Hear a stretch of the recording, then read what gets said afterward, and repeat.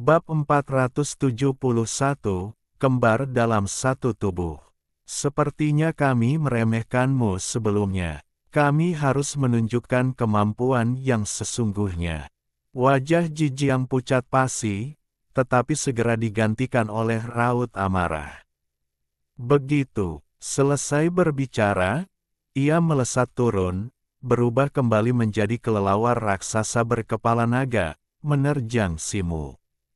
Setelah satu pukulan, Simu meraung liar, lengannya terbuka dengan urat-urat, terbungkus api merah tua, dan ia mengayunkan bilah meteorit di tangannya seperti kincir angin. Tiba-tiba, gelombang api merah tua menyebar seperti benda nyata. Kemanapun gelombang api merah tua itu lewat, api hijau yang tampak bergelora tiba-tiba berjatuhan dan mundur dengan liar. Melihat ini, tiga kelelawar berkepala naga yang telah melepaskan api hijau melipat sayap mereka dan mundur, menghindari gelombang api merah tua. Kemudian dua dari mereka berpencar, satu ke kiri dan satu ke kanan. Bersama kelelawar raksasa hasil jelmaan Jijiang yang baru saja tiba, keempat kelelawar berkepala naga itu tiba-tiba mengepung Simu. Tubuh mereka dipenuhi api hijau. Simu, yang dikelilingi mereka, melihat bahwa kelelawar-kelelawar itu tidak menyerang. Ia menyipitkan mata, mencengkeram modaunya erat-erat dengan kedua tangan, matanya berkilauan dengan cahaya kemasan. Tiba-tiba, keempat kelelawar itu membuka mulut mereka secara bersamaan, menyemburkan aliran energi tak terlihat. Mereka langsung menyatu di udara, berubah menjadi lingkaran gelombang transparan yang menyapu ke arah Simu, yang berada di tengah. Simu mencibir, dan sayap merahnya tiba-tiba mengecil. Ia tiba-tiba berputar di udara, seperti roda. Seketika, ia berubah menjadi pusaran merah. Lingkaran gelombang transparan itu lenyap saat menyentuh pusaran merah, tak mampu mencapai Simu, yang berada di tengah. Atur formasi, api surgawi. Melihat ini, mata kelelawar raksasa berkepala naga milik Jijiang berkilat licik, dan ia berbicara dengan suara manusia. Sesaat kemudian, api hijau yang mengelilingi keempat kelelawar berkepala naga itu tiba-tiba melonjak beberapa kali lipat, terpecah menjadi pilar-pilar api hijau yang berputar dan melesat ke arah Simu. Simu, yang terperangkap dalam pusaran merah tua, merasakan suhu di sekitarnya melonjak beberapa kali lipat. Kemudian, spiral api hijau yang luar biasa saling melilit di sekelilingnya, seketika berubah menjadi tirai api hijau yang berputar-putar dan menyelimutinya, tak tertembus angin dan hujan. Saat spiral api hijau terus memancar dari keempat kelelawar berkepala naga, tirai api bulat di tengahnya semakin mengecil, jelas bertujuan untuk membakar Simu, yang berada di tengah, menjadi abu. Ceritanya panjang, tetapi itu benar-benar terjadi dalam beberapa tarikan napas setelah Simu melancarkan serangannya yang mengguncang bumi. Itu adalah kilatan petir. Tepat saat pusaran api hijau menyusut, suara tiba-tiba dari udara yang pecah terdengar dari bawah. Seutas benang sutra warna-warni yang berkilauan melesat keluar dari bawah, menyambar di bawah bola. Benang itu kemudian berputar, berubah menjadi awan warna-warni selebar beberapa kaki, memancarkan semburan petir warna-warni. Zilinglah yang terbang di bawah. Wajahnya menegang, dan ia dengan cepat membentuk segel tangan dengan jari-jarinya. Raungan menggema, dan kilatan petir warna-warni melesat keluar dari awan, melesat menuju bola api hijau. Permukaan bola itu meledak dengan api yang sangat menyilaukan, sebuah pertunjukan warna yang memukau. Momentum bola yang menyusut itu melambat secara signifikan.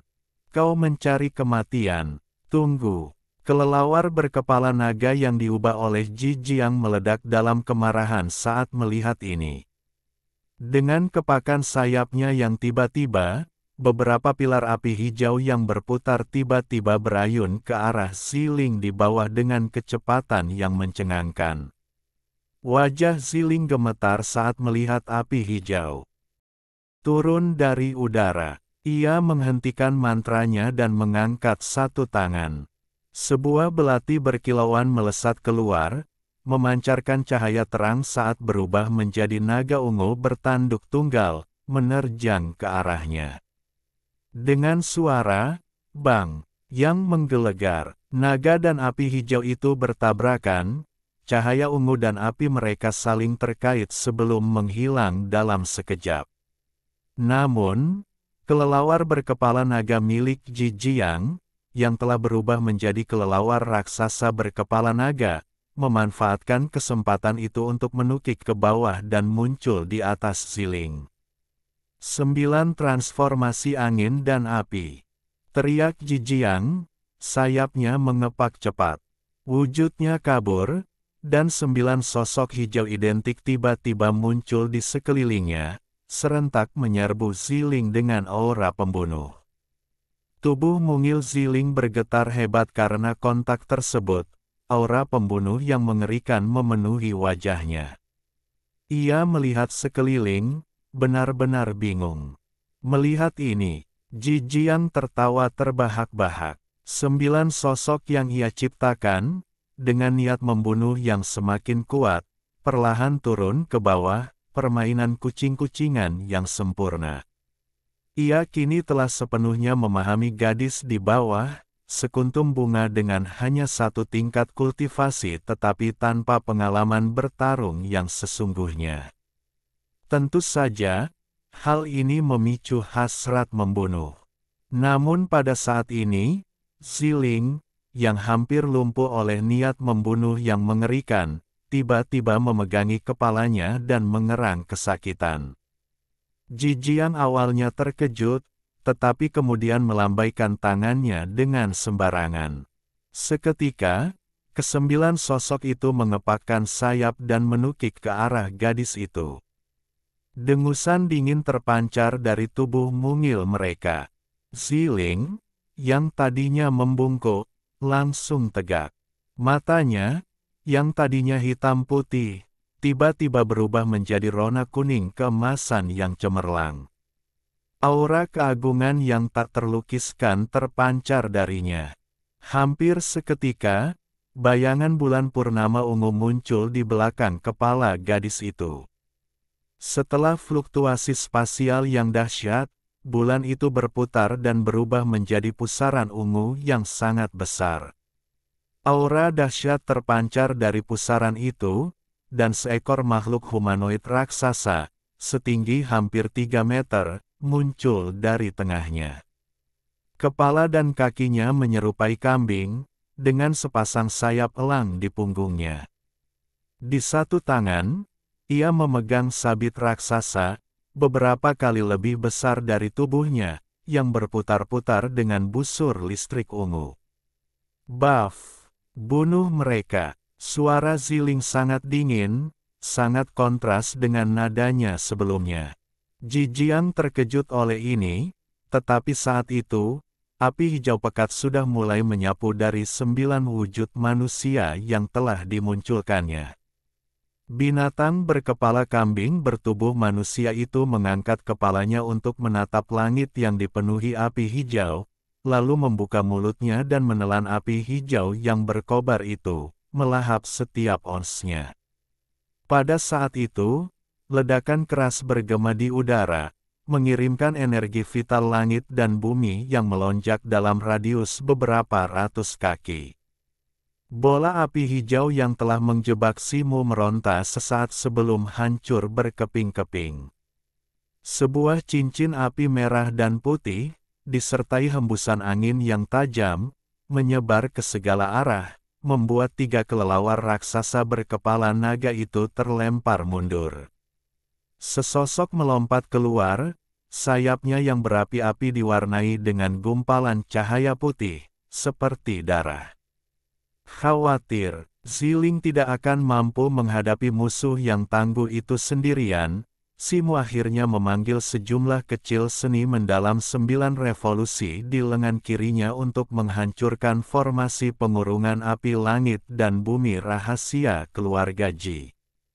Tatapannya menyapu sekeliling, mengamati seluruh situasi di hadapannya, raut terkejut terpancar di wajahnya. Tepat saat itu, makhluk berkepala kambing bertubuh manusia di bawahnya mengayunkan lengannya. Sabit besarnya mengayunkan kekuatan dahsyat yang menebas dengan dahsyat dan mengguncang bumi. Sebuah jeritan menggema di udara, suara berderak yang hampir membelah langit dan bumi. Cahaya pedang berbentuk bulan sabit raksasa, lebih dari 6 meter panjangnya, tiba-tiba melesat keluar dari sabit raksasa itu, dikelilingi cahaya listrik ungu, dan melesat menuju 9 sosok hijau kelelawar raksasa berkepala naga yang berada di dekatnya dengan momentum yang mencengangkan. Suara gemeretak menggelegar menggema dari bilah pedang raksasa itu, setebal mangkuk. Kemanapun bilah pedang itu lewat, kehampaan seakan terbelah dua, meninggalkan jejak ungu panjang di belakangnya. Tidak! Teriakan Jijiang yang memilukan menggema dari udara. Kemudian, bilah pedang raksasa itu melesat di udara, mencabik-cabik kelelawar raksasa berkepala 9 dan berkepala naga hingga berkeping-keping. Cahaya meredup, dan gumpalan besar daging dan darah berjatuhan dari langit. Bilah pedang raksasa itu terus menerjang ke depan, menghancurkan penghalang cahaya yang sebelumnya menjebak mereka seperti kertas. Gemuruh. Sebuah gunung kecil di depan hancur terbelah dua oleh sisa kekuatan bilah pedang, mengirimkan puing-puing dan debu beterbangan. Kekuatan dahsyat dari binatang berkepala kambing bertubuh manusia itu telah menentukan nasib keduanya. Penyihir tingkat bulan, hewan peliharaan roh tingkat surgawi. Pemandangan menakjubkan ini bahkan membuat Simu panik. Meskipun ia sudah lama menyadari kemampuan luar biasa wanita ini, ia tidak menyangka kultivasinya mencapai puncak tahap bulan, dan bahwa ia adalah seorang guru roh yang mampu memanggil hewan peliharaan roh surgawi. Ketiga anggota klan Jijiang, yang telah berubah menjadi kelelawar raksasa berkepala naga, nyaris tak mampu menstabilkan diri. Melihat ini, mereka kehilangan semangat bertarung dan berbalik, mencoba melarikan diri. Tidakkah kau pikir sudah agak terlambat untuk melarikan diri sekarang? Simu mencibir, suaranya tersadar. Pedang meteorit di tangannya berputar dan kabur sejenak, lalu lapisan cahaya hitam pekat yang luar biasa jernih muncul dari permukaannya, seolah-olah menyerap jiwa setiap manusia. Ia tiba-tiba melepaskan kekuatan spiritual mengerikan yang tersimpan di dalam pedang itu, dan api putih yang berputar dari sayapnya melonjak kuat. Dengan satu kaki melangkah ke udara, ia kabur dan lenyap dari tempat itu. Dengan bau busuk, Simu melesat menembus punggung kelelawar raksasa berkepala naga, pedang meteoritnya dengan mudah mengiris kulit kerasnya seperti tahu. Kemudian, tubuhnya melengkung di udara, dan dengan kecepatan sayapnya yang mengerikan, ia langsung menembus kelelawar raksasa berkepala naga lain yang tak jauh darinya. Saat kedua kelelawar raksasa berkepala naga itu jatuh tak berdaya dari udara, sebuah jeritan bergema dari sisi lain, tetapi segera berhenti. Itu adalah kelelawar raksasa berkepala naga lainnya, yang disalib oleh binatang berkepala kambing bertubuh manusia dan ditebas menjadi beberapa bagian oleh sabit besarnya. Kematiannya tak tertandingi. Sosok Simu berayun dan mendarat lebih dari 3 meter dari Ziling. Sayapnya tetap terbuka, dan ia menatap gadis kecil di depannya dengan ekspresi rumit. Mata Ziling masih berwarna ungu aneh, dan ia menatap Simu dengan tenang. Bang! Binatang raksasa berkepala domba dan bertubuh manusia itu jatuh ke tanah dengan keras. Tiba-tiba ia berbalik dan mengarahkan sabit di tangannya ke arah Simu yang tak jauh di depan Ziling. Ia berbicara dalam bahasa manusia. Kau mau ini, juga. Begitu kata-kata ini keluar, jantung Simu menegang, dan tangan kirinya mengepal di lengan bajunya. Bab 472, Jauh ke dalam alam rahasia. Kau boleh pulang sekarang, kata Ziling, mengangkat tangannya yang agak kekanak-kanakan, melipatnya membentuk lingkaran di udara, dan membacakan mantra yang rumit. Sebelum makhluk berkepala kambing itu sempat berkata apa-apa lagi, pusaran ungu raksasa muncul di belakangnya, menyedotnya. Kau bukan Ziling, kan? Tanya Simu perlahan, menatap sosok mungil Ziling. Hehe, Ziling adikku, dan aku Zihe. Aku berterima kasih kepada rekan Daois Si karena telah merawat adikku selama ini. Mengenai Ordo Qingshan orang-orang ini, bagaimana kalau kita bagi rata? Ziling berbalik dengan santai dan terkekeh pada Simu. Suaranya masih renyah, tetapi nadanya jelas tidak terdengar seperti anak berusia 8 atau 9 tahun.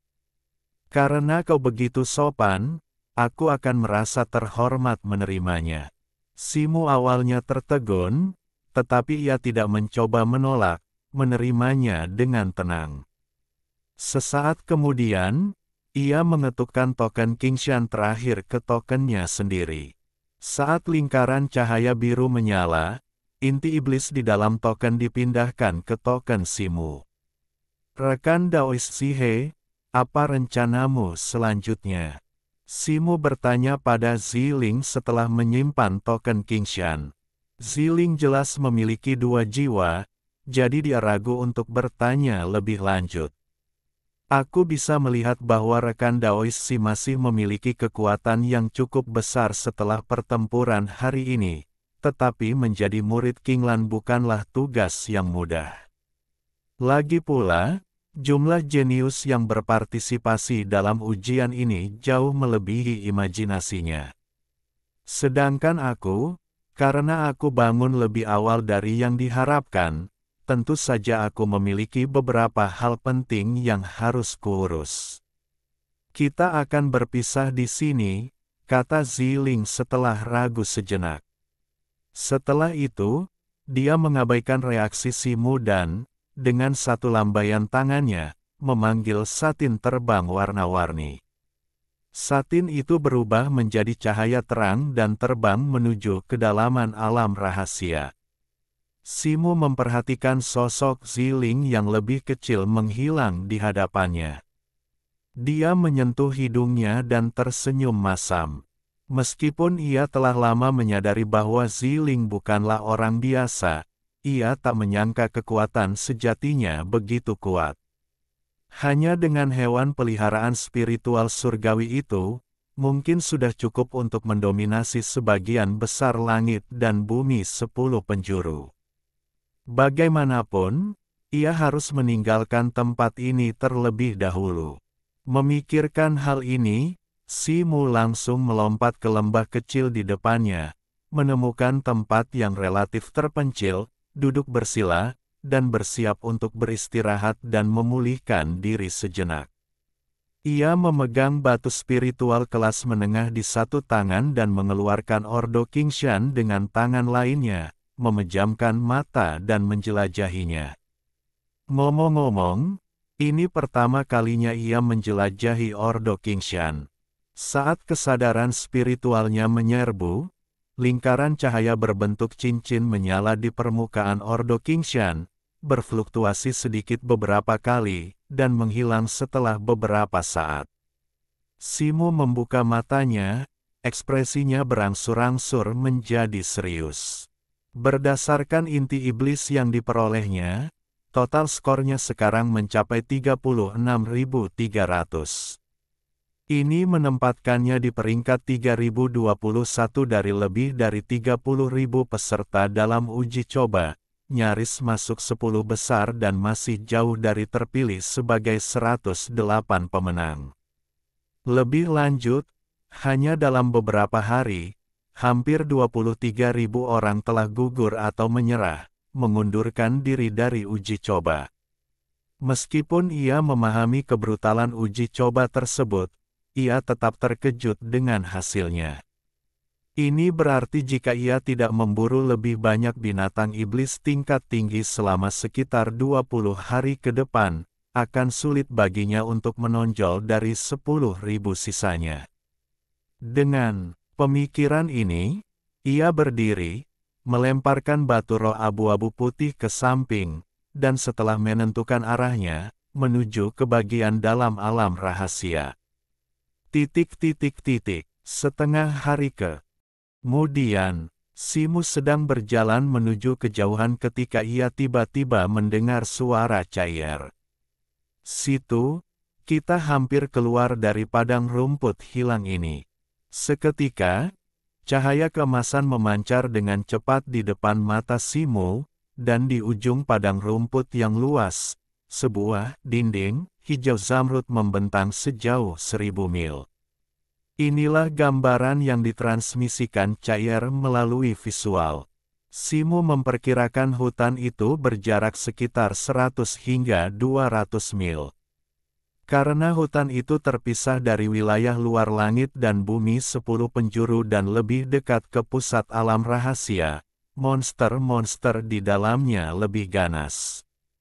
Secara historis, lebih sedikit orang yang memasukinya dibandingkan di wilayah luar, dan kebanyakan dari mereka adalah anggota keluarga yang kuat atau kekuatan berpengaruh. Akibatnya, sangat sedikit informasi tentang daerah itu yang beredar. Simu hanya tahu bahwa itu disebut hutan Manggu. Mengikuti instruksi Cair, Simu menentukan arahnya dan bergegas menuju hutan Manggu. Namun, saat mereka melewati sepetak alang-alang setinggi lebih dari 2 meter, sesosok tiba-tiba dan tanpa suara melompat keluar, menyerang Simu dengan cakar yang tajam. Itu adalah binatang aneh, setinggi lebih dari 3 meter, menyerupai tikus, namun mampu berjalan tegak. Tubuhnya ditutupi sisik coklat pekat, dan kaki depannya, masing-masing dengan 5 jari yang terentang seperti 5 belati tajam, sangat tajam. Earth Yuan Mao, seru Simu dalam hati melihatnya. Ini adalah monster tingkat bumi, monster ketujuh yang ia temui dalam setengah hari. Baginya, itu adalah inti iblis yang dikirim ke depan pintunya. Ia terdiam berpikir, merunduk di saat yang tepat, dan berguling-guling di tanah. Swiss. 5 kilatan cahaya dingin berkelebat, dan sebatang bulu di belakangnya patah menjadi beberapa bagian. Simu melompat berdiri, sudah menggenggam pisau hitam meteorit itu. Dengan jentikan pergelangan tangannya, ia menusukkan bilahnya ke atas, kilatan cahaya hitam memancar darinya. Klang! Sebuah dentang logam yang nyaring bergema, dan Earth Yuan Mao terlempar mundur lebih dari 3 meter oleh kekuatan yang luar biasa. Simu memanfaatkan kesempatan itu untuk menjauhkan diri darinya. Aduh! Cacing tanah itu meraung, tanda putih muncul di sepanjang lehernya. Meskipun tidak mengalami kerusakan yang berarti, ia jelas dalam bahaya. Dengan suara mendesing, cahaya kaki berkobar di sekujur tubuhnya, dan matanya langsung berubah menjadi merah darah. Dengan suara berderak, tubuhnya tiba-tiba membesar beberapa kali lipat. Sisik-sisik berbentuk berlian mencuat dari kaki depannya, mencuat seperti duri. Dari kejauhan, sisik-sisik itu tampak seperti 2 gada raksasa bertaring serigala. Cacing tanah itu mengayunkan lengannya dan menyerang Simu. Simu menyipitkan matanya sedikit, auranya tiba-tiba melonjak.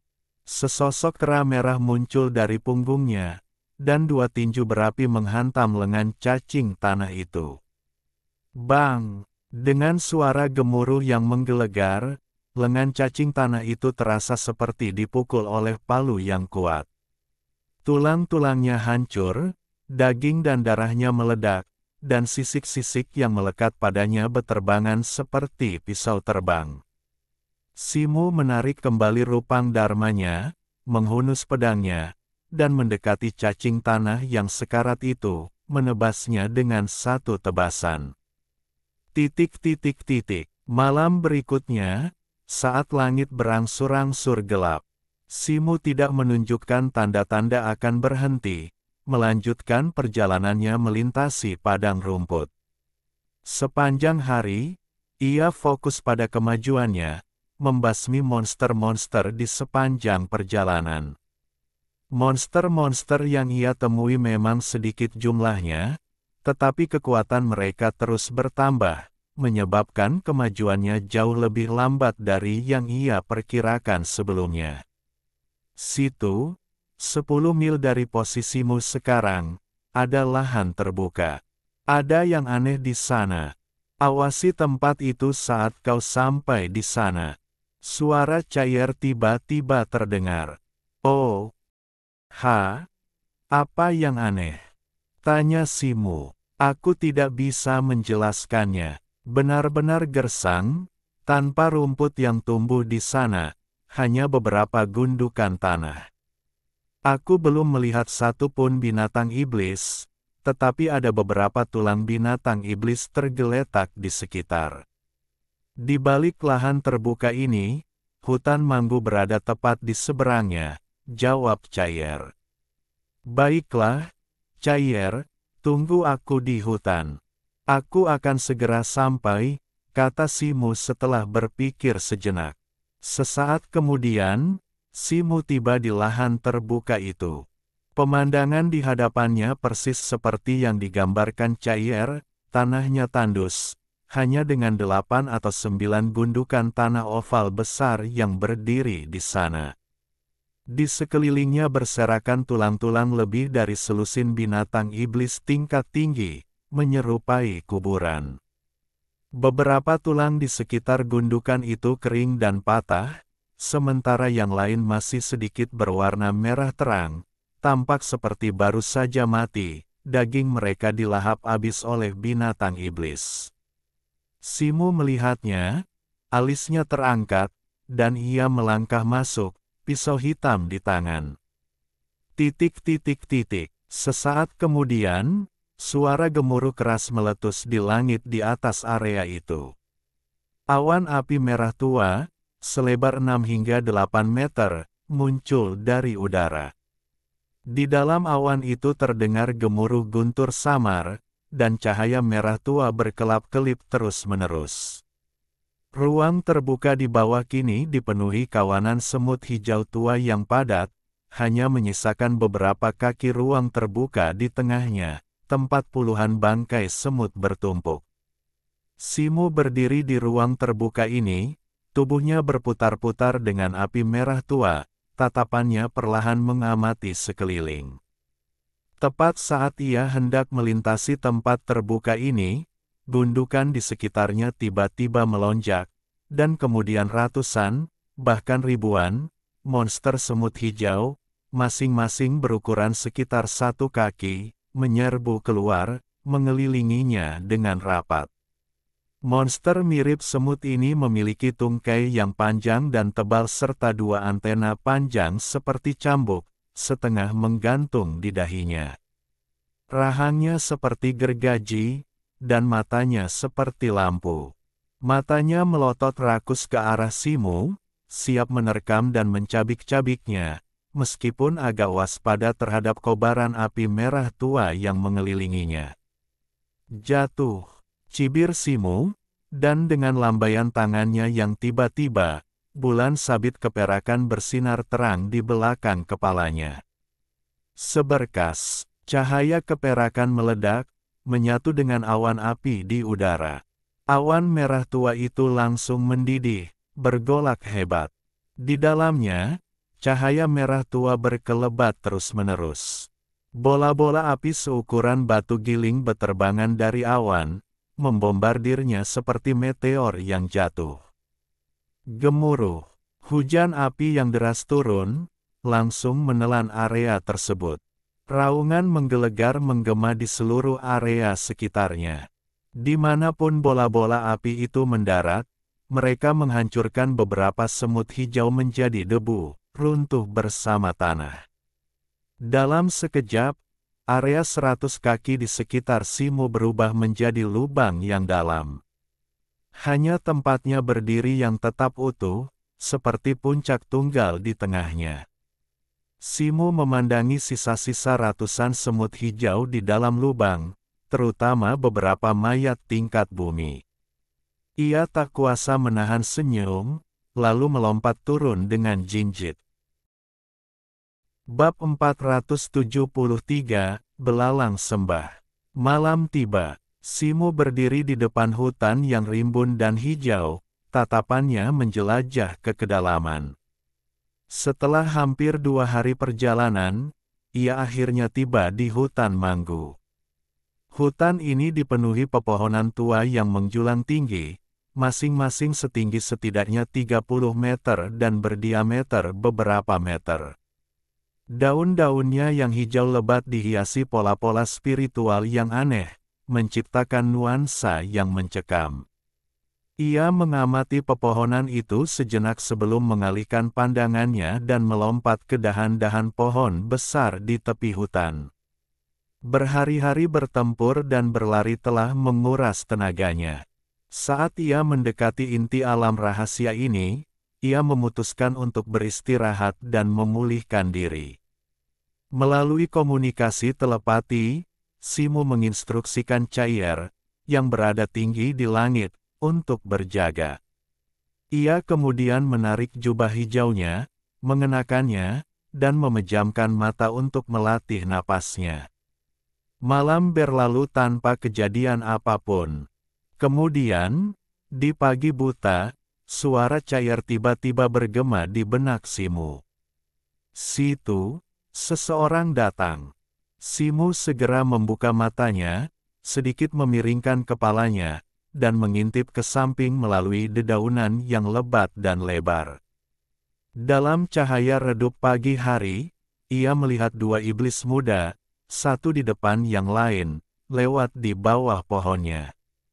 Mereka adalah 2 pemuda dari suku iblis. Perawakan mereka mirip manusia, kulit mereka yang terbuka ditutupi sisik berbentuk kipas. Sisik iblis yang di depan berwarna biru, menunjukkan bahwa ia berada di tahap bumi awal, sementara yang di belakang berwarna merah tua, menunjukkan bahwa ia telah mencapai tahap bumi tengah.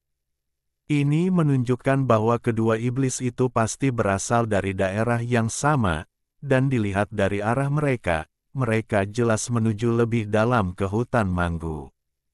Kakak kedua, kita harus cepat. Kakak ketujuh mendapat kabar bahwa banyak anggota klan utama sedang bergegas menuju pusat. Kata pemuda bersisik biru itu sambil berjalan. Mereka mungkin tahu sesuatu. Seperti yang kau lihat, banyak situasi yang kita hadapi di pinggiran kali ini tidak sesuai dengan catatan klan. Kita sebaiknya tidak terburu-buru. Mari kita bertemu kembali dengan kakak tertua dan kakak keenam dulu, baru kemudian menyusun rencana jangka panjang. Lagi pula, tujuan utama kita di sini adalah bergabung dengan Tanah Suci Kinglan, kata pemuda bersisik merah itu. Kakak kedua, kau benar, tapi aku punya firasat bahwa mungkin ada harta karun rahasia yang baru saja digali di pusat alam rahasia ini. Jika kita datang terlambat, kita tidak akan mendapatkan apa-apa. Pemuda bersisik biru, meskipun mengikuti jejak pemuda bersisik merah, masih menggerutu dengan agak enggan. Hei, apa terburu-buru? Jika memang ada harta karun rahasia, biarkan para jenius yang mengaku diri itu berebut mendapatkannya. Lalu kita akan... Oh tidak, kakak keempat, awas. Pemuda bersisik merah itu baru saja menyelesaikan kalimatnya ketika tiba-tiba berteriak. Ia melompat mundur, sebuah tombak merah tua muncul di tangannya entah dari mana. Ia menusukkannya ke udara, dan ujung tombaknya berubah menjadi bunga merah tua raksasa, berdiameter beberapa kaki, yang berputar-putar keluar. Pemuda bersisik biru itu terkejut dan mendongak. Tiba-tiba, sebuah benda putih, kira-kira berukuran 2 atau 3 kaki, turun tanpa suara dari langit. Benda itu meledak di tengah penerbangan dengan embusan yang keras, dan jalinan benang putih susu yang tebal berubah menjadi jaring putih raksasa yang menutupi lebih dari 3 meter. Karena jaring putih itu muncul begitu tiba-tiba dan jatuh tanpa suara, saat pemuda bersisik merah itu menyadarinya, jaring itu berada kurang dari 5 kaki di atas kepalanya. Pemuda bersisik biru itu terkejut, tetapi segera bereaksi. Tahu sudah terlambat untuk melarikan diri, ia menghunus pedang biru kehijauan. Sambil menggertakkan gigi, ia ayunkan tangannya ke belakang, dan kilatan cahaya pedang biru tiba-tiba muncul. Bersama jaring merah tua, mereka menyerbu ke arah jaring putih di atas. Namun, baik bunga merah tua maupun cahaya pedang biru hanya mengeluarkan serangkaian suara berderak teredam di atas jaring putih, tak mampu memutuskan benang putih di dalamnya. Dengan suara mendesing, jaring putih raksasa langsung menyelimuti pohon raksasa itu, meliputi area seluas lebih dari 3 meter, bersama pemuda bersisik biru. Pemuda bersisik merah, yang berhasil lolos tepat waktu, lolos tanpa cedera. Pemuda bersisik biru, yang terjerat jaring putih, merasakan benang putih yang sangat lengket, memperlambatnya. Ekspresi terkejut menyelimutinya, dan tepat ketika ia hendak menggunakan berbagai cara untuk melepaskan diri, serangkaian teriakan mengerikan bergema. Gugu-gugu, seekor monster abu-abu turun dengan cepat dari atas. Ia adalah makhluk dengan tubuh bagian atas belalang sembah dan tubuh bagian bawah laba-laba. Tingginya 3 kaki, berwarna abu-abu gelap, perutnya seputih salju. 6 kaki seperti tombak tumbuh dari perutnya, dan sepasang lengan seperti sabit zamrud, memancarkan cahaya hijau redup dari dadanya. Binatang iblis tingkat bumi tingkat puncak, laba-laba belalang sembah. Seru pemuda bersisik merah, ekspresinya berubah drastis. Tanpa sepatah kata pun, ia menusukkan tombak merahnya tinggi-tinggi ke udara. Lebih dari selusin api merah meletus, berputar-putar dan mengembun menjadi satu pilar api yang berputar-putar menuju monster abu-abu itu. Seekor laba-laba belalang, di udara, membuka rahangnya, dan aliran sutra putih susu berputar keluar, melesat lurus ke arah pilar merah. Dengan suara dentuman, sutra itu pecah, berubah menjadi jaring putih luas yang langsung menahan pilar merah di udara. Saudara keempat, liontin giok air dan langit. Teriak pemuda bersisik merah itu dengan cemas.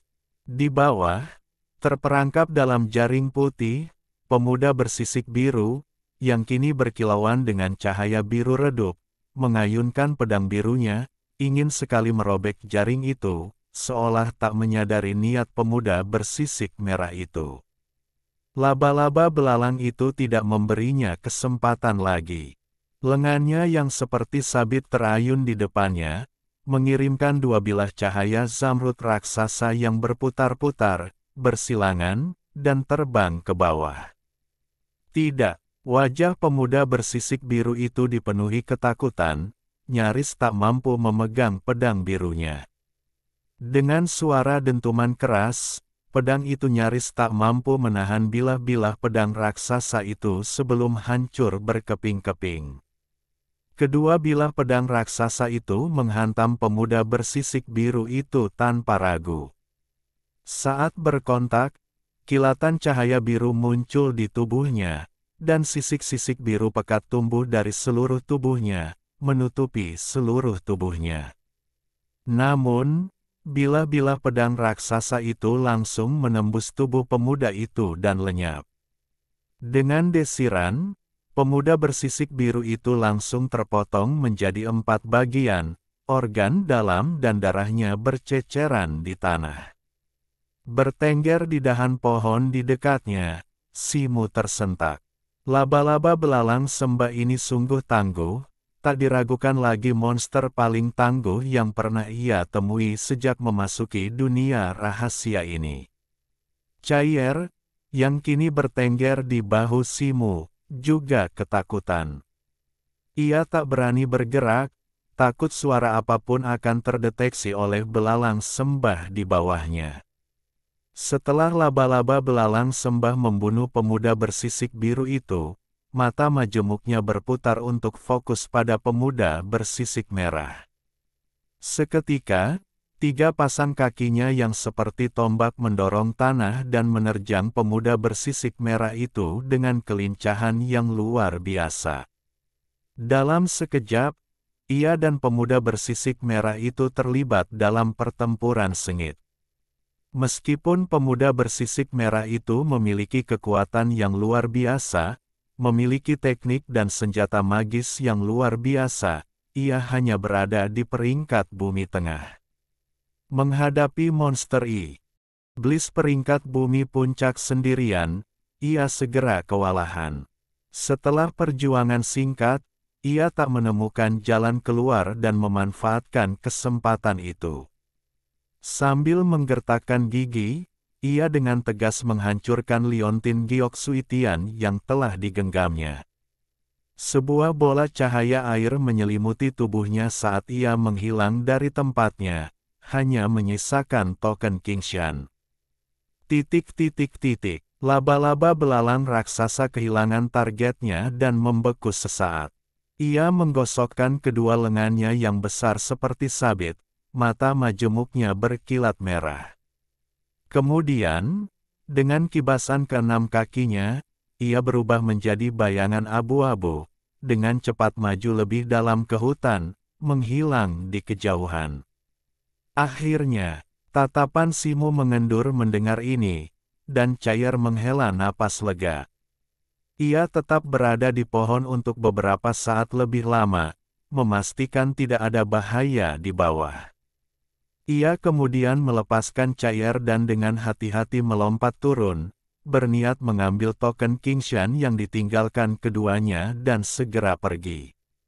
Ia menuju Ordo Qingshan milik pemuda sisik merah di dekatnya. Setelah beberapa langkah, ekspresinya tiba-tiba berubah. Dari sudut matanya, ia melihat bayangan abu-abu dingin menebasnya dari belakang dengan kecepatan luar biasa. Tanpa sepatah kata pun, ia menghentakkan kakinya keras-keras, melesat ke depan bagai anak panah, nyaris menghindari bayangan abu-abu dingin itu dan mendarat dengan lincah di pohon lain di dekatnya. Bayangan abu-abu itu melesat melewati pohon di belakang Simu. Batang pohon yang besar itu bergoyang sedikit, lalu sebagian besar pohon tumbang ke belakang, menyisakan tunggul yang mulus sempurna. Boom! Hembusan angin mencabik-cabik dahan-dahan di sekitarnya. Seekor belalang sembah abu-abu muncul entah dari mana dan mendarat di pohon lain tak jauh dari Simu. 6 cakarnya yang besar mencengkeram batang pohon, dengan mudah menggores luka yang dalam, membuat serpihan kayu beterbangan. Mata majemuknya memancarkan cahaya merah dingin yang menakutkan, menatap Simu tanpa emosi. Detik berikutnya, laba-laba belalang sembah abu-abu itu menggerakkan kakinya, berubah menjadi bayangan abu-abu cepat lainnya dan menukik dengan kecepatan yang luar biasa. Tubuh Simu tiba-tiba memancarkan cahaya merah terang, dan sepasang sayap berapi muncul dari punggungnya. Ia melayang ke udara, menghindari serangan lain. Monster laba-laba belalang sembah ini terlalu tangguh dalam pertarungan jarak dekat, dan lengan sabitnya sangat tajam. Ia tak ingin mempertaruhkan tubuhnya untuk menangkisnya. Terlebih lagi, ia sangat cepat, dan mengejarnya di hutan ini bukanlah strategi yang baik. Singkatnya, ia harus menjauh terlebih dahulu. Petik 2. Laba-laba belalang sembah abu-abu itu mengeluarkan beberapa teriakan aneh, seolah-olah marah karena serangan terang dan gelapnya gagal. Sesaat kemudian, wujud abu-abunya tiba-tiba kabur dan lenyap dari posisi semula. Ekspresi Simu berubah, lalu bayangan abu-abu melintas di atasnya. Laba-laba belalang sembah abu-abu itu muncul dari udara tipis. Kedua lengan sabitnya yang besar berubah menjadi dua bayangan. Kedua lengan itu mengarah ke kepala Simu, mengancam akan membelahnya menjadi dua. Namun, ekspresi Simu tetap sangat tenang, tidak menunjukkan tanda-tanda panik. Kilatan cahaya hitam menyambar di tangannya, dan sebuah pisau hitam besi meteorit serta tongkat pendek muncul di tangannya. Ia mengayunkannya dengan ganas. Bayangan pedang dan gada hitam raksasa yang saling tumpang tindih muncul, bertemu dengan lengan belalang sembah abu-abu yang seperti sabit. Dengan dentang keras, Simu merasakan sensasi mati rasa di lengannya, diikuti oleh gelombang kekuatan yang luar biasa. Ia terlempar dari udara, menghantam hutan di bawahnya seperti meteorit. Tubuh besar belalang sembah abu-abu itu bergetar hebat, membuatnya terpental beberapa kaki, tubuhnya bergoyang beberapa kali sebelum akhirnya kembali seimbang. Bab 474, Rambut Seperti Ular. Raung. Laba-laba belalang abu-abu itu kini benar-benar murka. Mata majemuknya berkilat tajam, dan tubuhnya yang besar kembali berubah menjadi bayangan abu-abu, menerjang ke arah Simu di bawah. Namun, tepat saat ia menerjang, cahaya merah meletus dari bawah, dan sesosok kera api raksasa muncul. Api berputar-putar di sekitar tubuhnya, matanya berkobar-kobar. Ia melirik ke arah laba-laba belalang abu-abu dan meraung dengan ganas. Api berputar-putar, dan dua tinju raksasa kera api itu, yang dilalap api, menghantam laba-laba belalang abu-abu itu dengan ganas. Jijik, laba-laba belalang abu-abu itu memekik mengejek, kedua lengan sabitnya terayun cepat dengan kecepatan yang nyaris tak terlihat oleh mata telanjang, membentuk jaring abu-abu yang kabur. Kerak! Tinju kera api itu langsung hancur berkeping-keping, menghilang menjadi gumpalan api kecil. Secercah kemenangan terpancar di mata laba-laba belalang abu-abu itu, dan sosok abu-abunya tiba-tiba melesat. Dalam sekejap, ia muncul di hadapan sosok kera api, lengan sabitnya terangkat kembali, siap menyerang. Pada saat itu, kera api Darmadatu membuka rahangnya, dan semburan api murni menyembur keluar, memancarkan panas yang menyesakkan. Itu adalah api sejati primordial. Serangan mendadak itu membuat belalang sembah abu-abu itu lengah, dan jarak keduanya yang dekat membuatnya tak punya kesempatan untuk menghindar. Benturan dahsyat itu membuatnya terpental, menabrak beberapa pohon sebelum mendarat. Tubuh belalang sembah itu hangus hitam di tempat ia dihantam, dan kakinya menjadi abu dalam api sejati primordial. Kilatan ganas terpancar di matanya, dan ia menerjang ke depan, melontarkan dirinya sekali lagi. Meskipun luka bakarnya parah, organ dalamnya masih utuh, dan kehilangan kakinya hanya berdampak kecil pada mobilitasnya. Sebelum belalang sembah itu sempat melompat, sesosok emas bersayap api di punggungnya telah menerkamnya. Itu adalah Simu. Seluruh tubuhnya kini tertutup sisik emas, dan auranya telah meningkat menjadi seorang kultivator tahap bumi akhir. Matanya bersinar dengan cahaya keemasan, dan tatapannya sedingin es. Binatang buas, mati. Simu melayang di udara, bilah hitam meteorit di tangannya berkilau dengan cahaya hitam yang kuat. Sebuah bilah pedang besar dan murni menebas ke arah area yang terbakar di perut laba-laba belalang abu-abu. Energi bilah hitam memenuhi udara, bergetar dan berdengung, kekuatannya lebih dari 2 kali lipat. Mata laba-laba belalang abu-abu panik, dan salah satu lengan sabitnya yang besar menghalangi jalannya. Namun, ia tidak menyerah. Membuka mulutnya, ia melepaskan awan jaring putih, menyapu ke bawah menuju kepala Simu. Bersamaan dengan itu, lengan sabitnya yang lain berubah menjadi bayangan abu-abu dan menebas ke arah Simu. Simu mendengus dingin, melepaskan sarung tangan kulit merah di tangan kirinya, memperlihatkan telapak tangan kiri hitam pekat yang bertemu dengan lengan sabit itu. Dengan dentuman, semburan api putih menyembur dari telapak tangannya, menyebar dengan cepat ke lengan kirinya. Jubah yang menutupi lengan kirinya langsung terbakar, memperlihatkan lengan hitam pekat yang diselimuti api putih.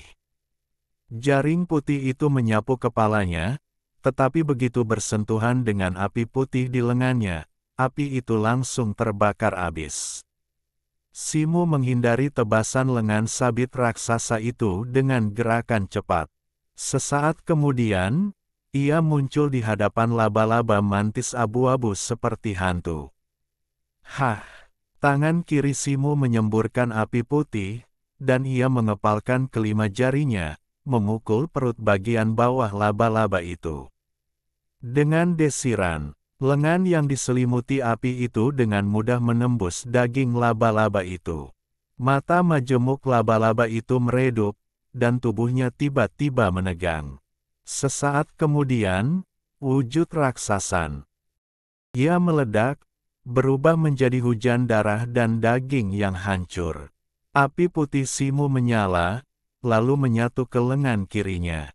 Dengan lambaian tangannya, cahaya merah memancar dari tubuhnya, menghalangi hujan darah dan daging dari langit. Ia melirik sisa-sisa laba-laba belalang sembah yang berserakan dan mendengus dingin. Meskipun laba-laba belalang sembah abu-abu tingkat puncak bumi ini tangguh, mustahil ia bisa menjadi lawannya jika ia menganggapnya serius. Namun, serangan itu, yang melepaskan api putih dari tangan kirinya, masih menguras ki batinnya dalam jumlah yang signifikan. Ngomong-ngomong, kemajuan kultivasinya terbatas selama bertahun-tahun karena perjalanannya yang terus-menerus di wilayah bintang. Namun, ia kini hanya selangkah lagi dari tingkat bumi tengah, setelah berjuang keras menemukan tempat yang cocok untuk menerobos. Kini, dengan ki batinnya yang meluap, ia sudah bisa mengerahkan kekuatan 2 pukulan.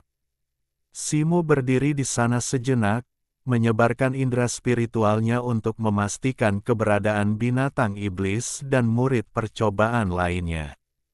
Ia kemudian menuju ke kepala laba-laba belalang sembah abu-abu di dekatnya. Ia membelah tengkoraknya dengan 1 pukulan dan, setelah mencari sejenak, menemukan inti iblis seukuran kepalan tangan, yang memancarkan gelombang mana yang kuat. Seperti yang diharapkan dari inti iblis dari binatang iblis tingkat bumi yang telah berkembang sempurna, kekuatan spiritual yang terkandung di dalamnya sungguh luar biasa. Cair, setelah melihat pertempuran berakhir, terbang entah dari mana dan mendarat di bahu Simu. Simu mengangguk dan menyimpan inti iblis di Ordo Kingshan. Ia kemudian mengumpulkan 2 lengan sabit laba-laba belalang abu-abu. Kedua lengan itu sangat keras, menjadikannya material langka dan berharga untuk menyempurnakan senjata spiritual. Setelah menyelesaikan semua ini, ia menemukan token Qingshan milik kedua anggota suku iblis dan tanpa basa-basi menempatkan inti iblis di dalamnya ke dalam tokennya sendiri. Simu menjarah mayat pemuda bersisik biru itu lebih lama, menemukan artefak penyimpanan dan tanpa basa-basi mengumpulkannya. Dengan dua inti iblis tersebut, ditambah inti iblis kesempurnaan agung tingkat bumi milik laba-laba belalang abu-abu, poin Simu melonjak setengahnya, kini menempatkannya dengan kokoh di antara 1000 teratas. Situ, membunuh dan merampok masih merupakan cara tercepat untuk mengumpulkan poin.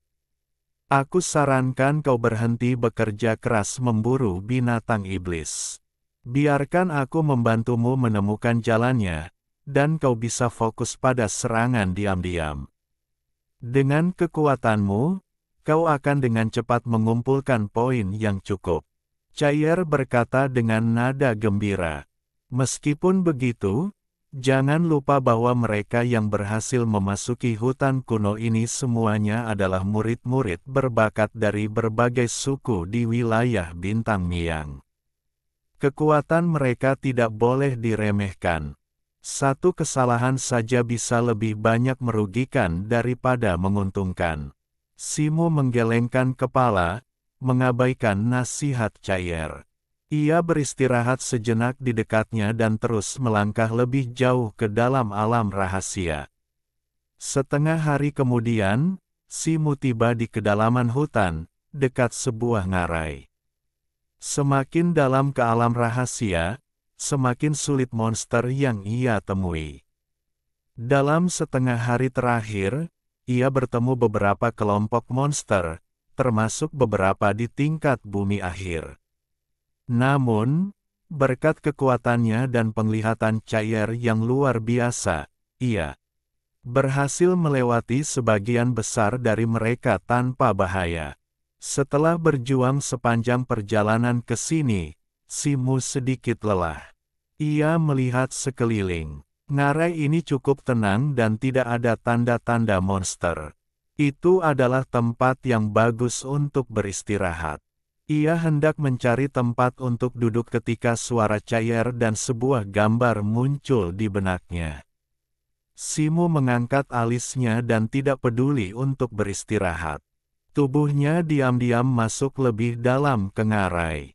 Setelah berjalan beberapa mil ke alam ngarai, Simu bersembunyi di balik batu besar dengan Chair berdiri di bahunya. Seorang pria dan seekor burung menatap ke depan. 100 kaki jauhnya, suara gemuruh dan ledakan menggema. Beberapa sosok terlibat dalam pertempuran sengit. Tatapan Simu tertuju pada mereka. 5 sosok berambut abu-abu, bermata biru, berjubah biru, memancarkan cahaya biru yang luas, membentuk lingkaran di sekitar seorang wanita berjubah putih. Aura es yang kuat terpancar dari kelima sosok berjubah biru itu, menyelimuti tanah puluhan meter di sekitar mereka dengan lapisan es putih. Masing-masing dari mereka telah mencapai tahap bumi tengah. Namun, aura mereka bukanlah aura iblis, melainkan aura yang menunjukkan ras alien. Tatapan Simu menyapu sosok-sosok itu sebelum tertuju pada wanita berjubah putih itu, dan ia sedikit terkejut. Wanita ini tak lain adalah wanita berambut biru tahap bumi awal yang telah meninggalkan lokasi teleportasi sendirian. Ia telah menolak undangan saat itu, dan Simu memiliki sedikit kesan tentangnya. Kini, menghadapi gempuran 5 pendekar tahap bumi tengah sendirian, wanita berambut biru ini tetap tenang dan kalem, maju mundur dengan taktik yang terukur, tanpa kehilangan sedikit pun kekuatan. Mata Simu berbinar takjub. Situ, wanita ini sungguh kuat. Chair menyampaikan pesan itu melalui telepati. Simo mengangguk penuh perhatian, matanya terpaku pada situasi di lapangan. Wanita berambut hijau itu bersinar dengan cahaya hijau, dan di tangannya tergenggam sebilah pedang hijau kuno. Cahaya pedang hijau tua sebening kristal itu berkelap-kelip, dan ia melancarkan serangkaian teknik pedang yang luar biasa. Cahaya pedang hijau membentuk lingkaran pedang di sekelilingnya, dengan mudah menangkis serangan 5 pria berjubah biru di luar. Kekuatan wanita ini baru di tahap awal tingkat bumi. Pedang itulah yang kuat, pasti senjata ajaib, kata Simo.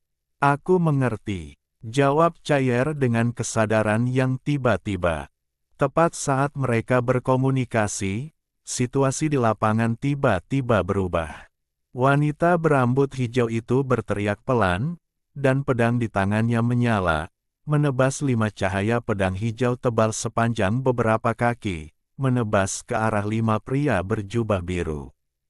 Wajah kelima orang itu sedikit berubah, dan cahaya biru menyinari tubuh mereka, mengembun menjadi perisai es raksasa di depan mereka. Boom! Cahaya pedang raksasa itu menebas perisai es dengan ganas, dan cahaya hijau tiba-tiba meledak. Busur listrik hijau muncul dalam cahaya pedang tebal itu, dan terdengar suara mendesis. Titik, guntur ilahi Yimu. Mata Simo berkilat, dan ia bergumam pada dirinya sendiri. Retakan muncul di perisai es, dan perisai itu hancur dengan suara dentuman keras.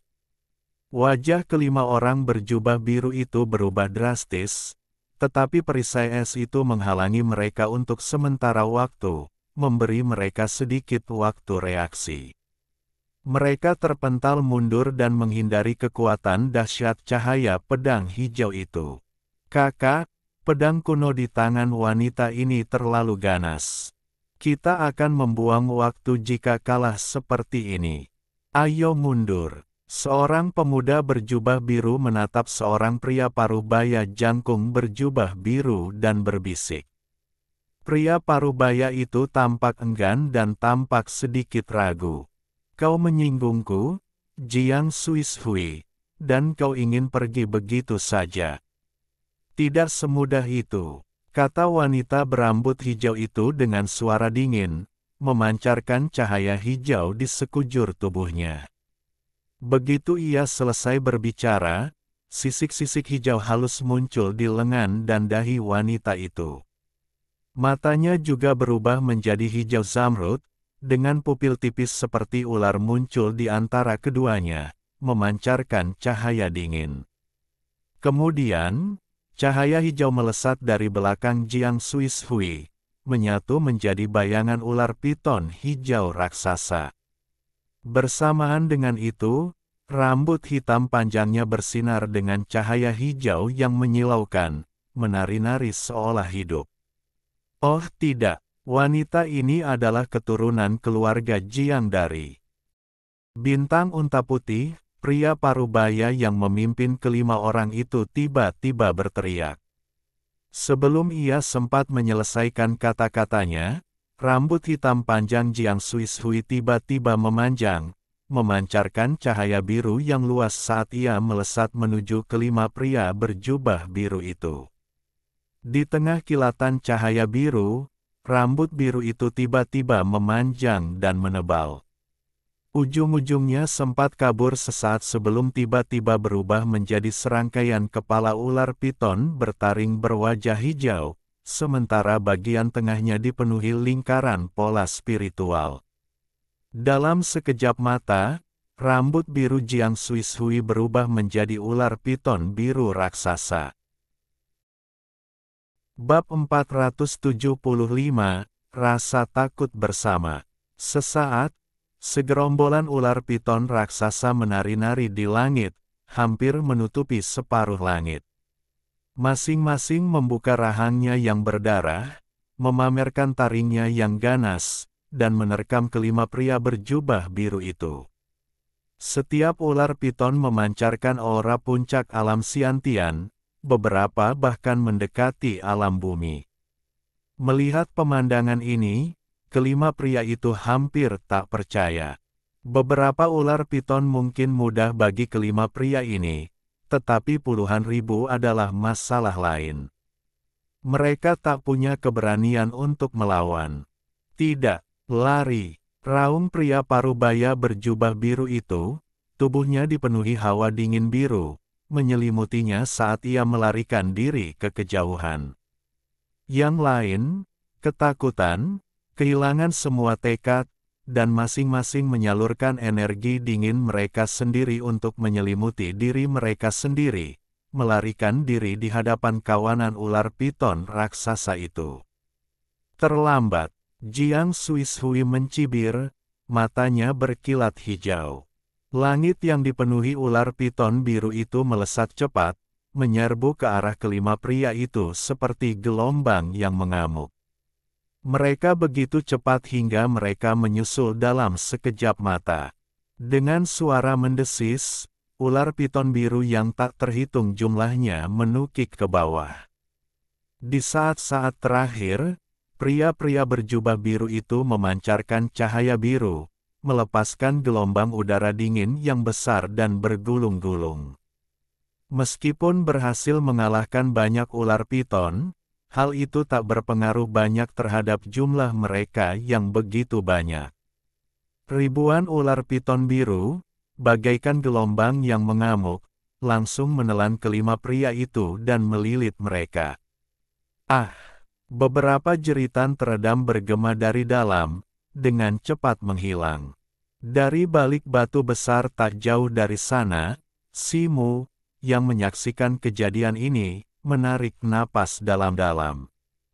Tatapannya beralih beberapa kali saat ia menatap Jiang Xuishui, ekspresinya menjadi muram. Jiang Xuishui mengangkat tangannya, dan ular piton hijau yang tak terhitung jumlahnya bersinar dengan cahaya hijau yang cemerlang. Mereka dengan cepat menyusut dan berguling ke belakang, rambut mereka kembali menghitam dalam sekejap mata. Sisik hijau di dahi dan mata zamrud mereka juga memudar, meskipun wajah mereka sedikit memucat. Namun, 5 sosok berjubah biru yang terjerat ular piton raksasa telah lenyap tanpa jejak, hanya menyisakan 5 token Qingshan.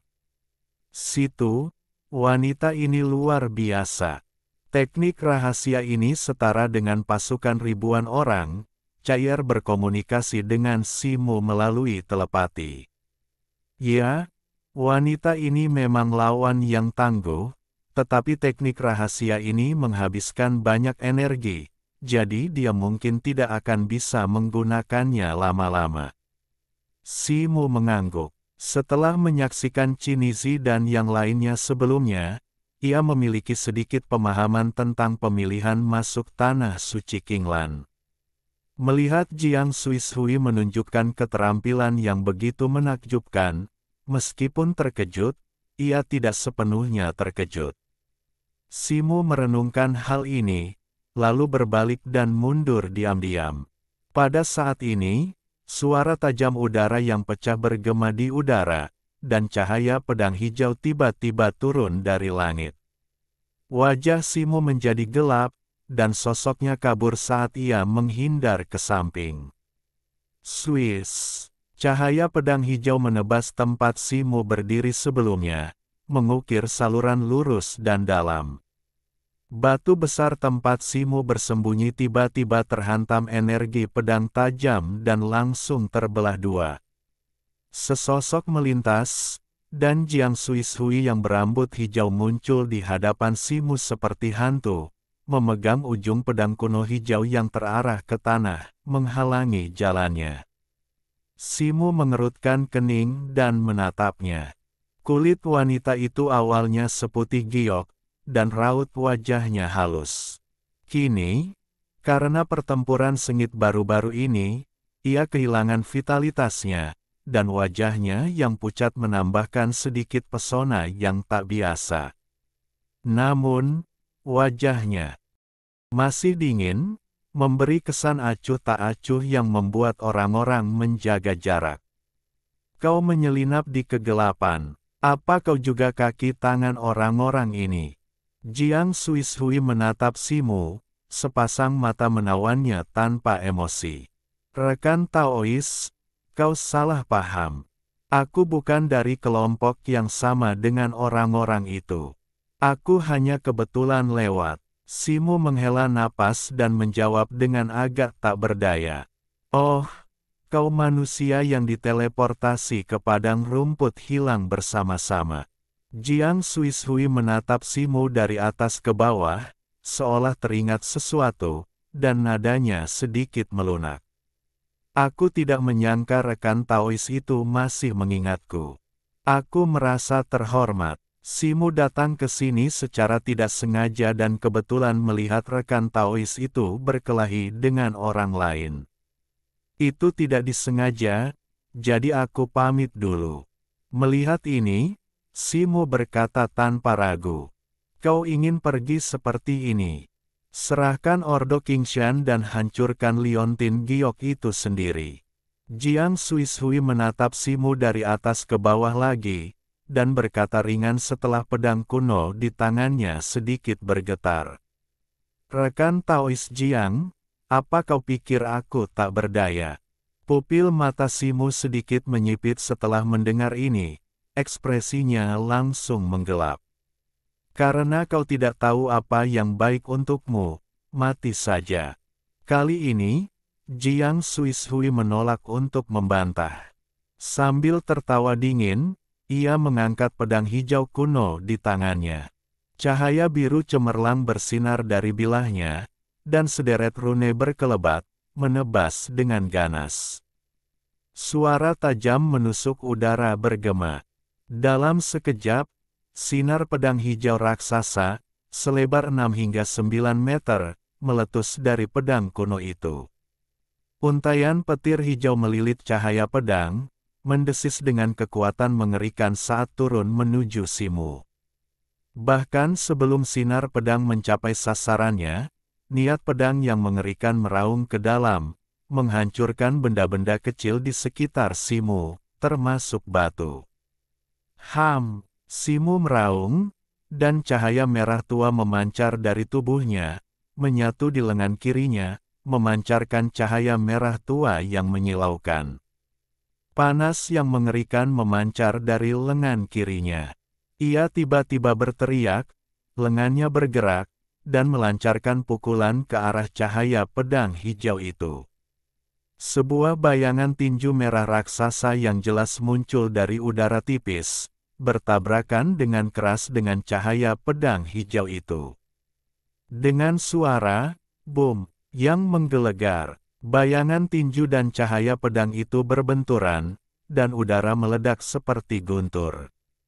Badai hijau dan merah yang bergejolak-bergejolak di sekitar mereka, menumbangkan pepohonan berbagai ukuran dalam radius puluhan kaki, menyapu bersih mereka.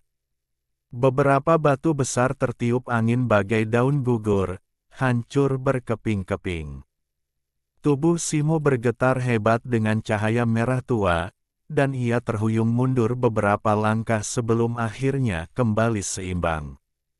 Namun, Jiang Suishui tampak semakin terguncang, mundur 7 atau 8 langkah sebelum menancapkan pedang hijau kuno itu ke tanah, nyaris tak mampu menstabilkan dirinya.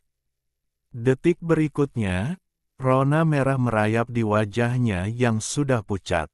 Meskipun cepat memudar, jelas ia telah menerima hantaman. Bagus, aku tak menyangka kau sekuat ini. Terima satu jurusku lagi.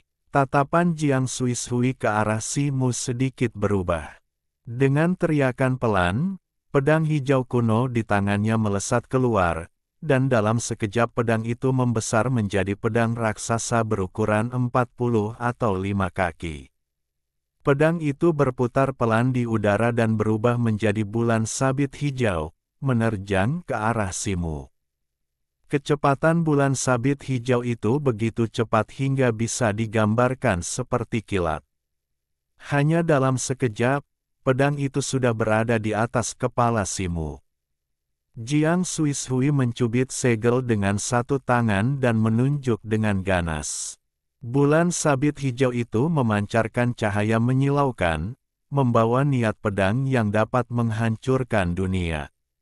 Bulan itu menebas tiba-tiba, dan kemanapun ia lewat, bayangan hijau tertinggal di kehampaan.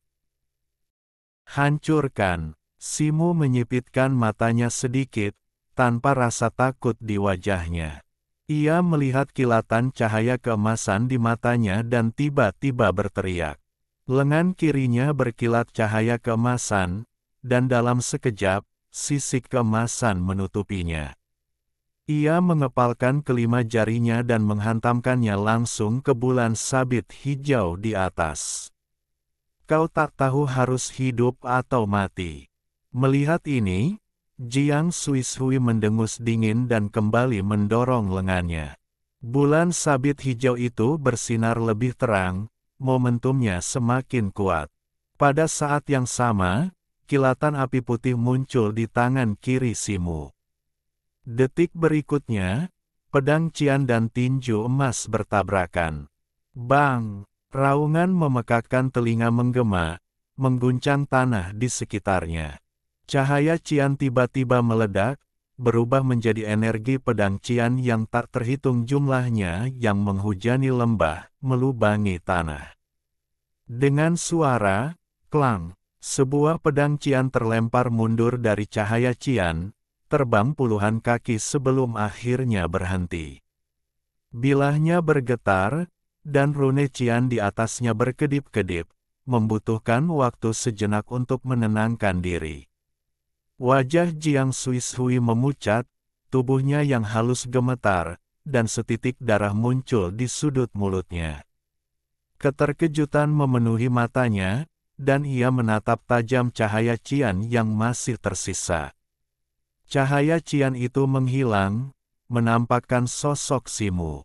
Ia perlahan menarik kembali lengan kirinya yang tertutup sisik emas. Ekspresinya tetap tenang, bahkan tak ada goresan sedikit pun di sana, seolah tak terjadi apa-apa. Jiang Xuishui melambaikan tangannya, melemparkan pedang cian kuno itu kembali ke tangannya. Ia tak menyerang lagi, melainkan menatap Simu dengan ekspresi serius dan dalam. Kalau tak ada yang perlu diributkan, si akan pergi. Sisik emas di lengan kiri Simu memudar, dan ia membungkuk sedikit ke sisi lain sebelum mundur tanpa suara. Di udara, cair menukik turun dengan kepakan sayap, mendarat di bahunya. Ia melindungi kepalanya dengan satu sayap, sedikit menoleh, dan melirik Jiang Xuishui. Melihat tatapan dingin wanita itu, cair melompat dan langsung berbalik, sayapnya berkibar liar, hampir kehilangan keseimbangan di bahu Simu. Situ, iblis es ini begitu kasar, dan kau akan membiarkannya begitu saja. Cair akhirnya berhasil menenangkan diri, bergumam sedikit kesal. Wanita ini pasti punya latar belakang yang bagus. Aku tidak punya peluang 100% untuk menang, jadi lupakan saja, kata Simu dengan tenang. 100 kaki di belakangnya, Jiang Xuishui menatap Simu yang perlahan menghilang di ujung ngarai. Meskipun tatapannya masih dingin, ia berdiri tak bergerak. Meskipun ia selalu sombong, ia bukanlah orang yang keras kepala. Ia tentu saja bisa melihat bahwa serangan lawan sebelumnya mudah dan tidak sekuat tenaga. Jika ia bersikeras menyerang lagi, ia mungkin tidak akan mendapatkan hasil yang baik. Ia mengalihkan pandangannya, melambaikan tangannya, dan seberkas cahaya merah muda melesat keluar, menggulung kembali Ordo Qingshan yang ditinggalkan oleh 5 pria berjubah biru tak jauh darinya. Ia hendak berbalik dan pergi.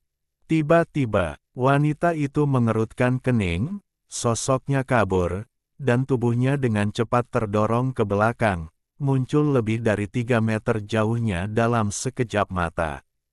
Bang! Bang! Dua suara keras. Tanah tempat ia berdiri tiba-tiba retak dengan retakan besar.